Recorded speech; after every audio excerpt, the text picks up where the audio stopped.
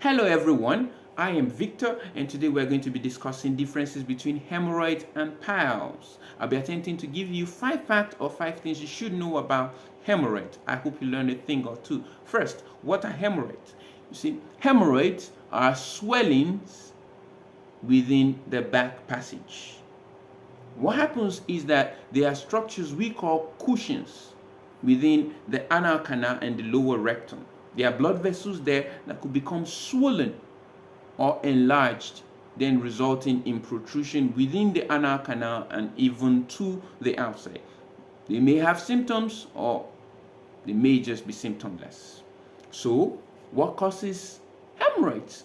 You see, the exact cause of hemorrhoid is not known. However, there are risk factors. And the risk factors, I'll attempt to list some of them. One is age.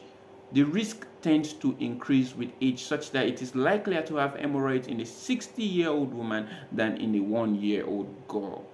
Hemorrhoids also may run in families such that family history increases the risk in an individual. Obesity and overweight also is an important factor.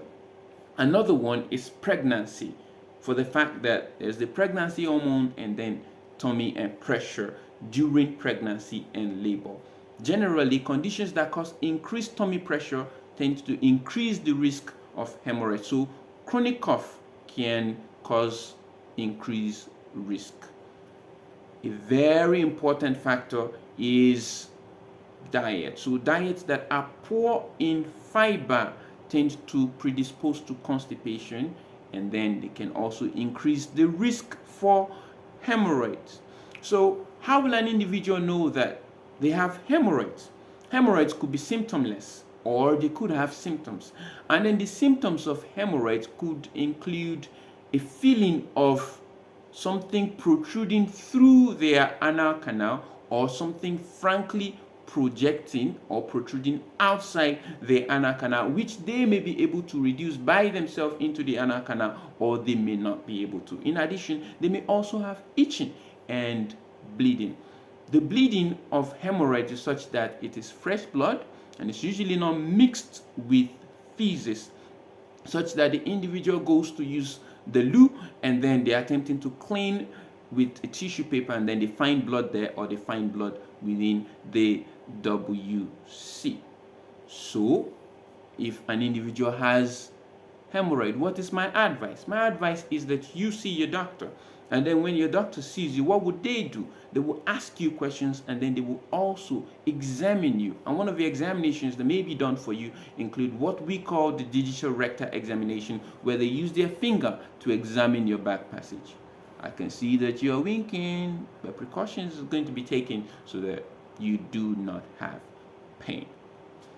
They could also request for some blood investigations, and then they could do a tube test, which is called the proctoscopy, or a camera test, which is called the colonoscopy. Lastly, how are hemorrhoids treated? The treatment for hemorrhoids could range from dietary modification or other lifestyle modification like reduction in weight, or you may be encouraged to drink water, adequate amount of water, or you could be given medication. There are other ways of treating hemorrhoid, which include banding and also sclerotherapy. In sclerotherapy, an injection is done into the hemorrhoid that tends to shrink it. The last bus stop is surgery, but let's leave that to your doctor to decide which would be best for you. You see, I said I was going to tell you the differences between hemorrhoids and piles, right? Actually, there are no differences. It's just that sometimes we like big words. So, from me to you, eat well, drink good amount of water, exercise regularly, and then look after yourself. Peace.